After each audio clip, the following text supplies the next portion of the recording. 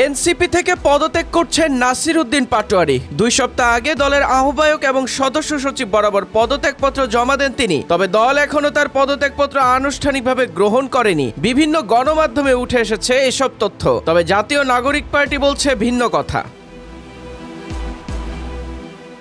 NCP থেকে মুখ্য সমন্বয়ক নাসির উদ্দিন পাটোয়ারির পদত্যাগের খবর ভিত্তিহীন বলে জানিয়েছে দলটি। বৃহস্পতিবার রাত 2টায় এনসিপির যুগ্ম সদস্য সচিব সালেউদ্দিন সিফাতের সই করা এক বিজ্ঞপ্তিতে বলা হয়, নাসির উদ্দিন পাটোয়ারি আমাদের সঙ্গেই আছেন। তিনি কিছুদিন আগেও নির্বাচন কমিশনে দলের নিবন্ধন সংক্রান্ত কাজে দায়িত্ব পালন করেছেন। এছাড়া মুখ্য সমন্বয়ক হিসেবে তিনি বিভিন্ন উইংয়ের দায়িত্ব পালন করছেন। তাই তার পদত্যাগ বা দল থেকে অব্যাহতি নেওয়ার বিষয়টি সঠিক নয়।